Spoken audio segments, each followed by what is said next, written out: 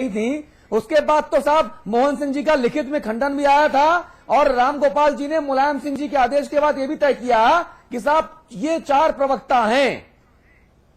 लेकिन अब चूंकि बात तो अतुल पूरे प्रदेश में कोहराम मच गया। हाँ। समाजवादी पार्टी के अंतापुर में हाहाकार हो गया। हाँ।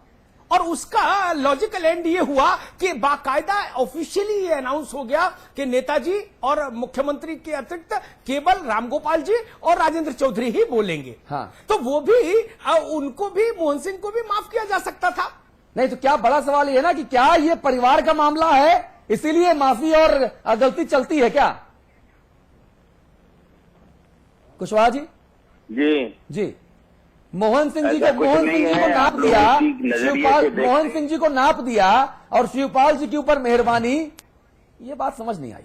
उसमें यदि आप ये कहते हैं परिवार की बात है तो उस बयान में शिवपाल जी को भी सम्मिलित कर लिया गया होता, जिस तरीके से रामगोपाल जी को और अखिलेश जी को सम्मिलित किया गया था तो शिवपाल जी को भी सम्मिलित कर लिया जाता। तो परिवारवाद बिल्कुल है नहीं, जबरदस्ती आप लोग करते हैं। 4 ही लोग बोलने वाले हैं, उसमें 3 लोग परिवार के हैं। जी उस समय आपने नहीं कहा। द्विजेंद्र त्रिपाठी जी को भी सुन लीजिए। द्विजेंद्र त्रिपाठी जी आप भी बोल दीजिए। नहीं, हमें बोलना क्या है? हाँ। हमें करप्शन पर बोलना है। हाँ। शिवपाल जी के बयान पर बोलना है। हाँ।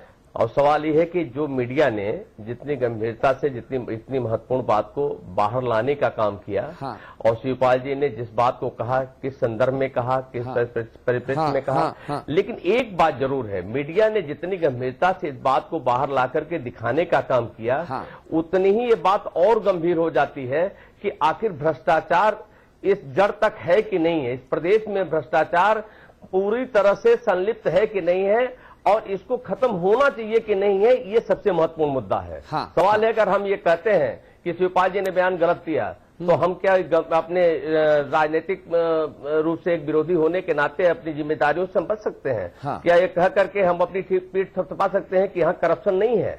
और अगर करप्शन है तो करप्शन जिस तरह से क्रमशः शुरू होता है उसी तरह से क्रमशः उसको समाप्त भी किया जा सकता है।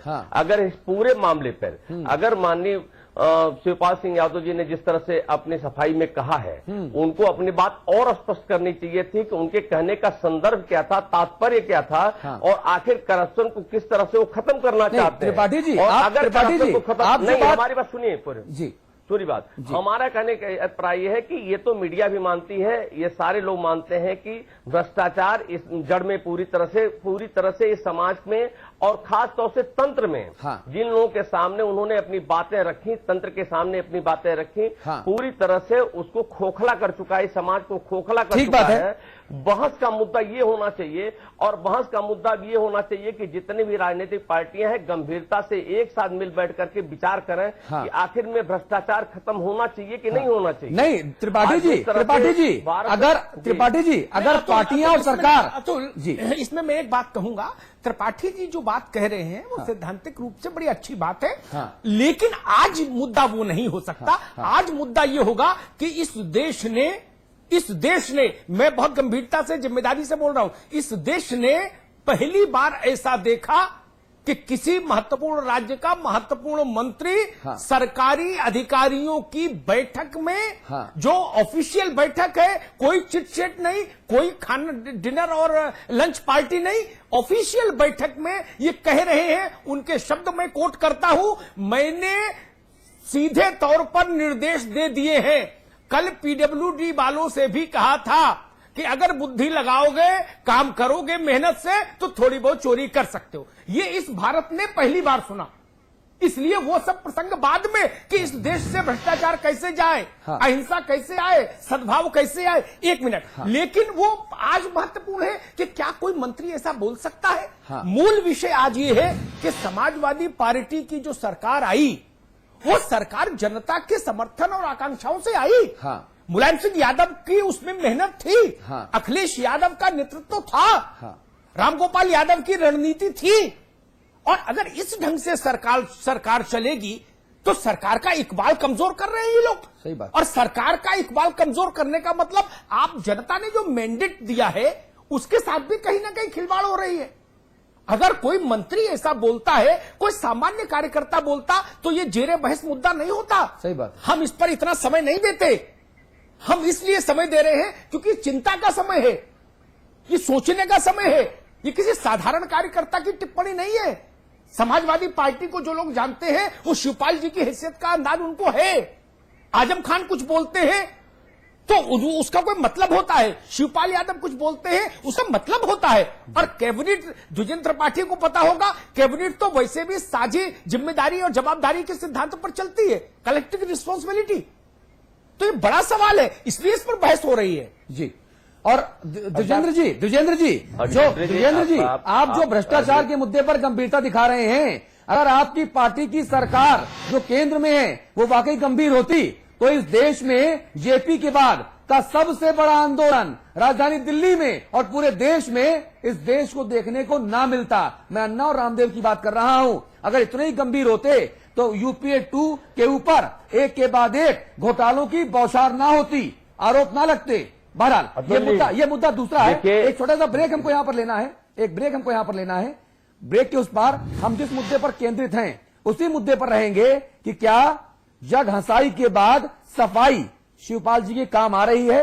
और बड़ा मुद्दा उससे भी यह है कि क्या प्रदेश के नौजवान मुख्यमंत्री अखिलेश जी यादव, जिनके ऊपर पूरे प्रदेश के नौजवानों को अगाध श्रद्धा और भरोसा है, वो ईमानदारी से काम करना चाहते हैं, कर रहे हैं, लेकिन क्या जो उनके चाचा या चाचा जैसे जो लोग हैं, क्या वो अखिलेश जी की राह में रोड़े बन रहे हैं, निहित स्वार्थों के लिए अखिलेश जी के पांव खींचे जा रहे हैं? अगर ऐसा है तो हम इसकी घोर निंदा करते हैं, यह सरासर गलत है। इस मुद्दे पर हम बात करेंगे ब्रेक के उस पार। अखिलेश की कमाई चाचाओं ने गंवाई, कभी चाचा आजम ने बढ़ाई आफत, कभी शिवपाल ने किया परेशान, चाचा रे चाचा। मॉम, आज खाने में क्या है? लौकी, और लौकी सुन के भागना मत, आज स्पेशल है। आज लौकी का कोफ्ता बनाया, और सुनो वैसे कल का करेला भी है। अरे तुम कहाँ जा रहे हो? वो आज मीठे में क्या है? वो करेले की।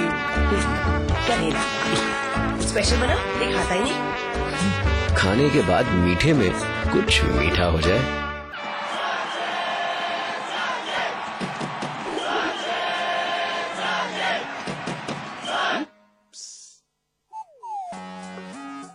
जोड़ी सही होनी चाहिए, जैसे सचिन और उनका बल्ला, जैसे ल्यूमिनस इन्वर्टर और ल्यूमिनस ट्यूबुलर बैटरी। पाइए 40% एक्स्ट्रा बैटरी लाइफ और 40% एक्स्ट्रा बैकअप। ल्यूमिनस, जिस पे देश करे भरोसा।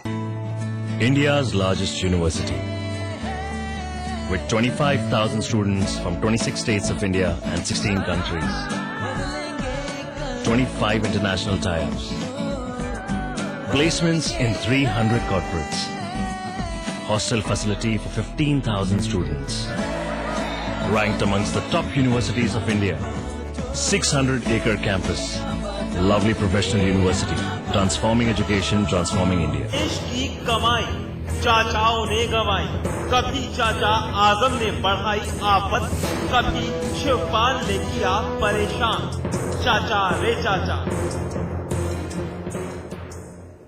जी, और माननीय शिवपाल सिंह जी यादव महाराज ने पहली बार अपने बयान से अखिलेश सरकार को बगले झांकने पर मजबूर किया हो, ऐसा भी नहीं है। इससे पहले भी उन्होंने अखिलेश यादव जी को मुश्किलों में डाला। वैसे इस मामले में अखिलेश जी के चाचा, एक और बड़े वाले चाचा हैं, आजम खान साहब, पीछे नहीं रहते। वो भी सरपट भागते चले जाते हैं बयान बहादुरी करते हुए, और अखिलेश जी मुश्किलों में फंसते रहते हैं।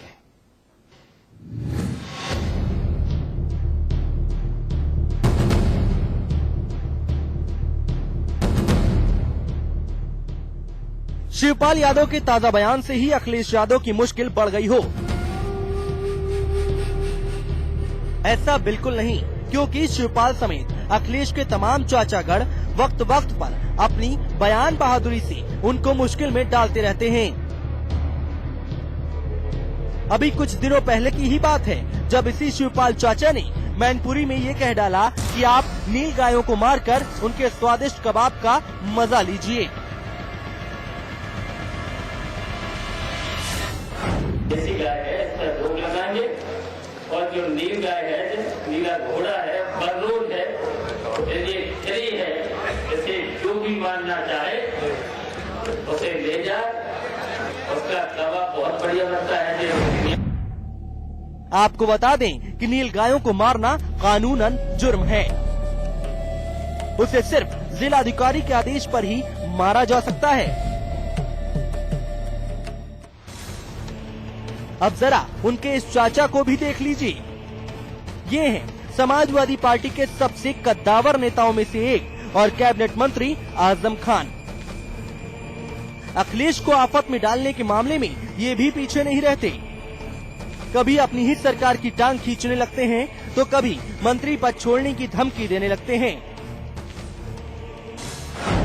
जो दूसरी लिस्ट शाया हुई प्रदेश की, उससे मेरठ में मेरा नाम नहीं था, तो मुझे ये बात कुछ नामुनासिब सी लगी, तो उसे मैंने लिख दिया कि अगर मेरी सलाहियत नहीं है तो दूसरी जगह भी नहीं है। सुना आपने? अरे जनाब, ये तो मानने को ही राजी नहीं हो रहे थे। वो तो भला हो मुलायम सिंह यादव का, जिन्होंने मामले में दखल देकर उन्हें शांत कराया। अब ऐसी हालत में अखिलेश यादव सूबे की सरकार चलाएं या अपने चाचाओं को संभालें, क्योंकि उनके माननीय चाचा उन्हें असहज करने का कोई भी मौका हाथ से नहीं जाने देते। अशोक तिवारी, लखनऊ, समाचार प्लस। तो चाचा शिवपाल ने पहले जोश में बचकाना बयान दे दिया, फिर जब होश आया लोगों ने कहा कि भाई ये क्या बोल दिया, तो सफाई भी दे डाली लगे हाथों। लेकिन भला मौके की ताक में लगे राजनीतिक दल उन्हें कहां बख्शने वाले थे, लिहाजा सभी ने एक सुर में उनकी निंदा करना शुरू कर दिया। उनके पूर्व मित्र शाहिद सिद्दीकी तो यहां तक कह गए कि यूपी में अंधेर नगरी और चौपट राजा वाली स्थिति है और चाचाओं ने मिलकर अखिलेश जी को दबोचा हुआ है। शिवपाल ने दिया बयान, मच गया बवाल, हर पार्टी ने साधा निशाना। शिवपाल सिंह यादव के कर्मचारियों को चोरी करने वाले बयान पर अब सियासत होती दिखाई दे रही है। कोई भी पार्टी शिवपाल पर निशाना साधने से चूकना नहीं चाहती। बात बीएसपी की करे या फिर कांग्रेस की, हर किसी ने शिवपाल सिंह यादव को आड़े हाथों लिया। सबसे पहले सुनिए स्वामी प्रसाद मौर्य का बयान, जिन्होंने शिवपाल के इस बयान को शर्मनाक तक कह डाला। जिला योजना की आहूत बैठक में प्रभारी मंत्री की हैसियत से ये कहे कि आप काम करो तो कुछ चोरी कर सकते हो, ये बहुत ही शर्मनाक बयान है।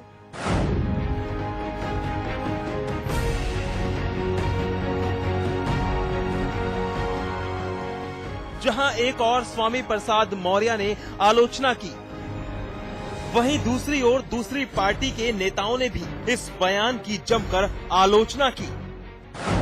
चोरी की देश में कोई गुंजाइश नहीं है, मेहनत की पूरी गुंजाइश है और हम सब लोगों को श्रम करके एक अच्छा देश बनाना है। ये मैं आपको बता दूं, क्योंकि अगर मंत्री ये कहे कि आप चोरी कर सकते हैं तो फिर लोगों को एक रास्ता मिल जाता है किसी भी सीमा तक आगे बढ़ाने। शिवपाल जी हमेशा ऐसे बयान देते आए हैं कि निठारी में जो हुआ था वाकया, तो उन्होंने कहा था कि ऐसे तो रोज होते रहते हैं, इतना घिनौना हुआ था। अब उन्होंने कह दिया कि चोरी करो लेकिन डाका मत डालना। अफसरों को कह दिया, सब कह दिया कि चोरी कर लो, चोरी करने में कोई बुराई नहीं है, डाका मत डालना, क्योंकि डाका डालने का अधिकार तो सिर्फ हमको है, तुम कैसे डाका डालोगे। तो ये बड़े दुख की बात है। देश में एक राजनीतिक संकट खड़ा है भ्रष्टाचार को लेके। ऐसे समय में किसी मंत्री को बहुत सोच समझकर बोलना चाहिए। एक मंत्री की कोई बात जो है वो सरकार की नीति होती है, और अगर वो ये कह रहे हैं तो इसके मतलब ये है कि सरकार जो है वो सरकारी धन की चोरी करने का लाइसेंस दे रही है अधिकारियों को।